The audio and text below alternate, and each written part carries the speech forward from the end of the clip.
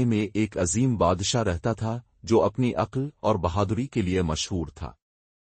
اس کے دربار میں ایک عقلمند غلام تھا جو ہمیشہ نرم لہجے میں بات کرتا اور دانائی کی باتیں کرتا۔ بادشاہ کو اس غلام کی عقلمندی پر حیرت ہوتی اور ایک دن اس نے پوچھا، تم ایک غلام ہو، پھر بھی اتنی حکمت کہاں سے سیکھی؟ غلام مسکرایا اور بولا، عقل اور دانائی مرتبے کی محتاج نہیں ہوتی، بادشاہ سلامت۔ بادشاہ کو غلام کی بات ناگوار گزری۔ اس نے فیصلہ کیا کہ غلام کو سبق سکھائے۔ اس نے غلام کو ایک جنگل میں چھوڑ دیا جہاں خطرناک درندے تھے، لیکن غلام نے وہاں بھی اپنی حکمت سے جانوروں کو قابو میں رکھا اور 1 سال بعد صحیح سلامت واپس آ گیا۔